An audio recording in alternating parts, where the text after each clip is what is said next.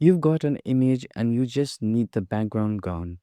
But every time you try, you end up with jagged edges, missing fur, or a halo that looks terrible. It should be simple. It never is.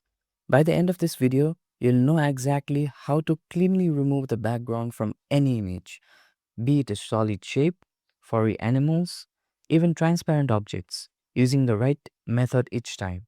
Most people use the same tool for every image, and that's where it goes wrong. I'll show you why transparent objects need a completely different approach that almost nobody thinks to use. Let's start with the simplest case first, but before that, if you want to follow along with this tutorial, please find the link for the images in the description. Now, with that said, let's get started with the video. So first of all, I'll simply open the Finder window, and from within the Finder window, I'll drag and drop to open an image, which is the first image of the day. And in this image, you can see that we have a cup, which is actually a concrete shape. So in order to select the cup, first of all, let us navigate to the top and click on the Affinity text right here, and then go to Settings. And if you are a Windows user, then you will be able to find the settings inside of the File menu at the top. Now, after the settings box has popped up, on the left, you will be able to see a section called Machine Learning Models. Make sure that you have installed the segmentation model. And by the way, this model processes locally on your machine. Therefore, you don't have to pay for any Canva AI subscription. And now, after the segmentation model has been successfully installed, by clicking on the installed button, let us simply close the settings box, and with that installation, now we can easily be able to use the object selection tool. So I'll simply select the object selection tool right here from the left toolbar. And after selecting the object selection tool, make sure that you are currently selecting the image layer inside of the layers panel, because the object selection tool will require a layer being selected in order to know from which specific image that it should detect an object that we want to make the selection from.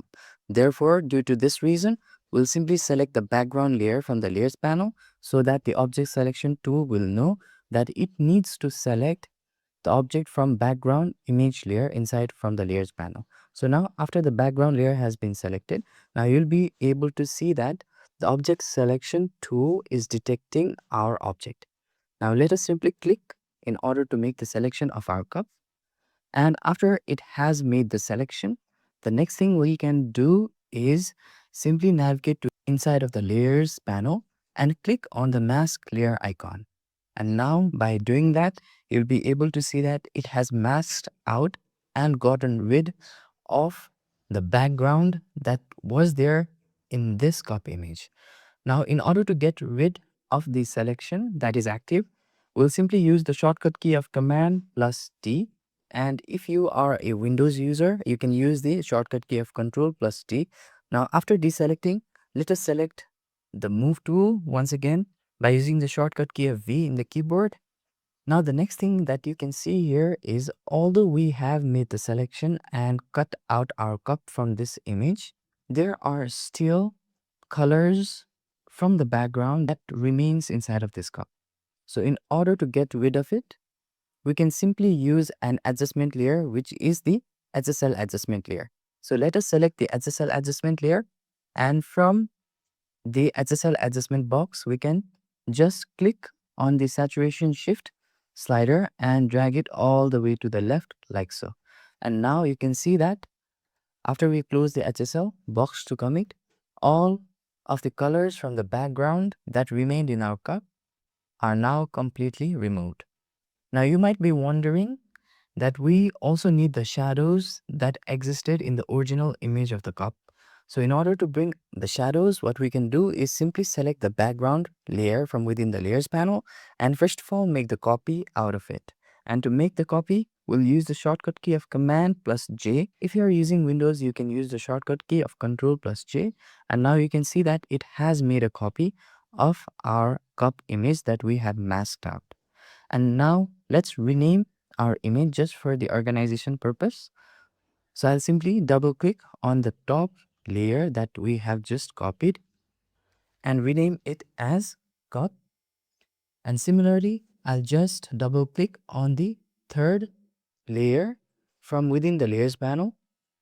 And now I'll rename this layer as shadows. And after renaming it as shadows, this time I'll simply select the mask from the shadow layer. And in order to invert it from the shadows layer, I'll first of all use the shortcut key of Option first, and then simply click on the mask thumbnail from the shadows layer inside of the layers panel. And while doing so, you'll be able to see that now it is showing how our mask is looking after we had applied the mask to the selection of the cup. So now we need to invert our mask here, that is make the white parts black and the black parts white in this shadows layer. And to do that, I'll use the shortcut key of Command plus I, and now you can see that it has just inverted our mask altogether. And now, similar to before, in order to come out of this mask view mode, I'll use the shortcut key of Option and then click on the mask thumbnail. And now you can see that it has successfully navigated us out of the mask view mode. Now the next thing that you might be wondering is, how do we only retain the shadows of the cup in this image? So that is very simple to do. And in order to retain the shadows only from the cup, first of all, let us select the shadows layer from within the layers panel and then change the blend mode of it by clicking on the blend mode options at the top and selecting the option of multiply first. And what it does is it will just remove every white tones that were available in the shadows layer and then only retain the shadows or darker colored tones in this shadows layer. So that is basically what the multiply blend mode does. And now after retaining only the shadows, by selecting the thumbnail of the shadows layer inside of the layers panel, we'll just click on this cog icon, which is the icon for blend options at the top, and then change the option to master here inside of the blend options box. And after changing the option to master, inside from the source layer ranges, we'll get rid of all the bright areas that were present here. So in order to get rid of the bright areas, inside from the source layer ranges, we'll adjust these nodes. So before that, first of all, let us understand what source layer ranges actually is. So the source layer ranges simply targets the current layer that we have selected from within our layers panel. That is, we have selected the shadows layer here. So it simply targets that particular layer. So now let us simply click on the leftmost node first.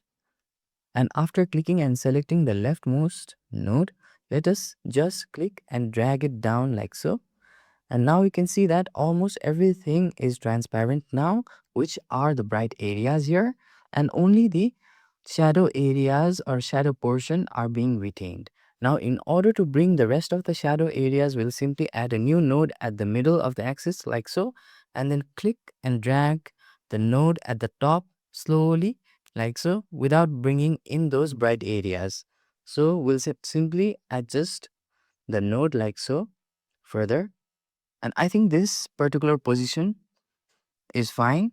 Now we'll simply close the blend options like so. And now you can see that all of the bright areas that were present outside has now been completely removed and is transparent by only retaining the shadows.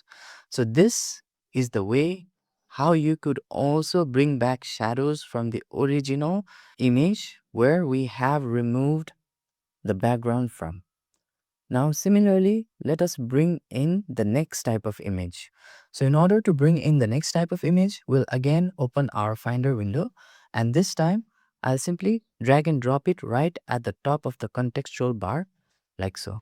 Now, this new image has been opened as a new document inside of Affinity. Now, compared to our previous image, this particular image is a bit complicated since it has fur outside. That is, the edges of our subject is not solid, similar to our image one. Now, in order to remove the background from this subject, what we can do is, like before, we can simply select the object selection tool first, and by making sure our background layer has been actively selected inside from the layers panel, now you can see that the object selection tool is detecting our subject pretty well. Let us simply click on our subject in order to make the selection, and after our subject has been selected, since there are furs outside the edges of our subject, this time the method is a bit different. That is, we need to refine the edges, and in order to refine these edges, first of all, make sure that you are selecting any one of the selection tool here. So I'll stick with the object selection tool for this, and then simply click on the refine option at the top contextual bar. And after clicking on the refine option, you'll see that a new refine selection box has been popped out, and there are different settings here. However, we'll not play with all the settings. And first of all, we'll simply adjust the adjustment brush size. So I'll simply click and drag the slider of the adjustment brush size to the left like so, to somewhere at the value of 26 or 25 pixels for now. And after adjusting the brush, let us simply zoom in on our image a bit to this particular view.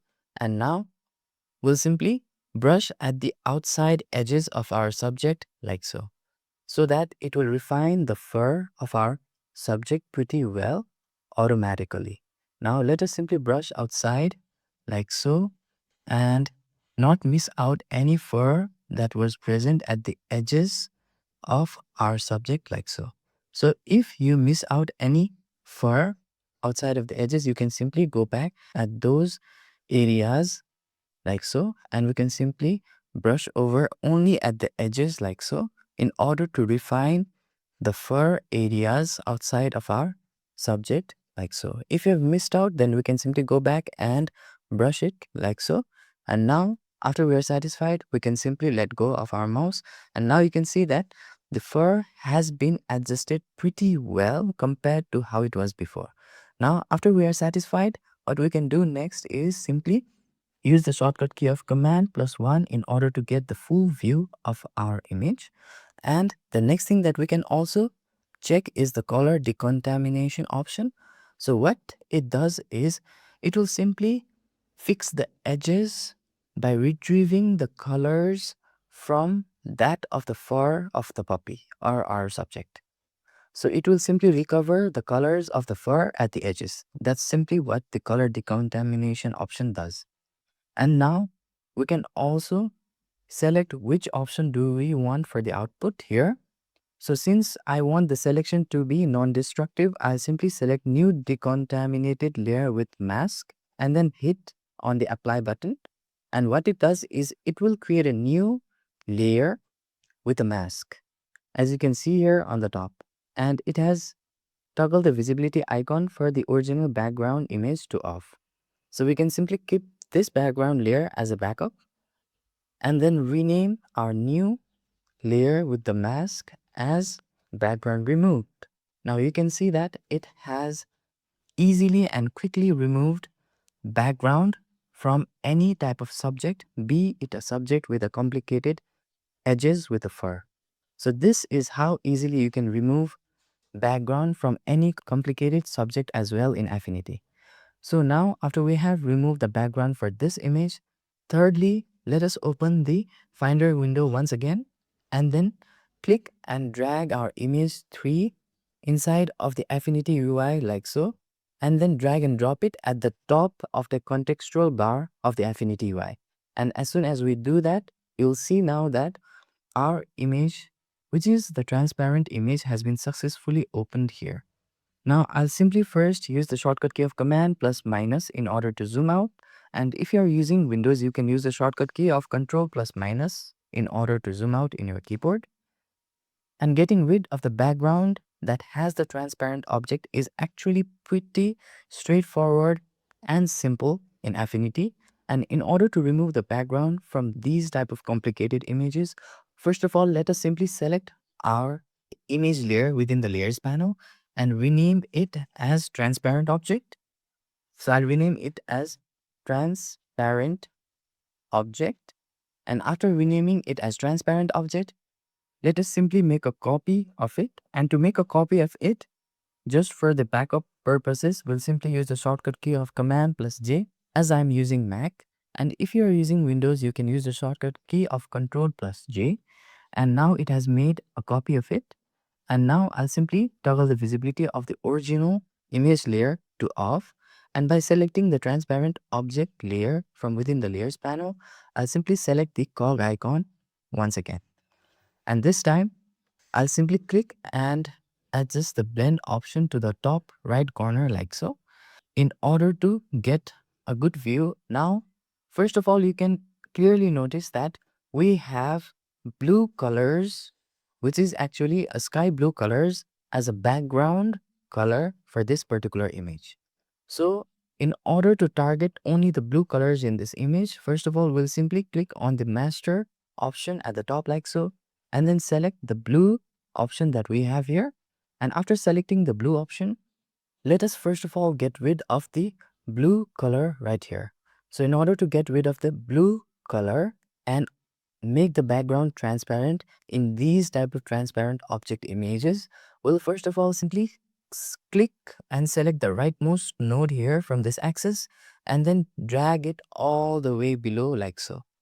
And now you can see that magically every blue color tones and background that existed before has now become completely transparent by getting rid of the background and only retaining our transparent object. However, there are few areas in this perfume bottle that we need to bring back after it has become faded. So now in order to bring back those faded details from the perfume bottle, we'll simply add a new node in the middle of the axis. And after adding a new node, we can simply click and drag the node slowly on the top like so. And you can see that slowly and gradually, those faded portion of the perfume bottle are slowly starting to come back. Now we can find a good sweet spot here. So I think this particular point is perfect inside of the source layer ranges box. And now the next thing that we can do after we have completely gotten rid of those blue tone background is we can simply also target color channels if there are other color channels in your images. So I'll simply select the master option here since it will target the highlights and shadows part. And by selecting the rightmost node once again, I want to get rid of those few extra shadows that were outside the background of this image. So now you can see that most of the shadows has been completely blended out. And now we can again click and add a node in the middle of the axis like so. And then click and drag it to the top like so in order to bring those details back for our perfume bottle. So I'll reposition this node at the top right here. And we can again go ahead and click and adjust this node like so as per our preference. And now similarly, we can again go back to the blue color channel and target the blue color channel and then adjust the center node once again to bring back those details from the perfume bottle like so. And now most of the details of the perfume bottle, which is actually transparent, is now retained. Now after we are satisfied, we can simply close the blend options box in order to commit. Now this is how we can get rid of backgrounds from any complicated images that has transparent object. So I hope you understood the concept here. Now in this way, you can remove backgrounds from virtually any image in Affinity, whether it's a clean shape, a dog with fur, or a tricky transparent object. If you want more Affinity techniques that actually match the right tool to the right job, subscribing means you'll always have a fix when something isn't working. Now that your subject is cut out, you might want to know how to composite it into a new scene cleanly.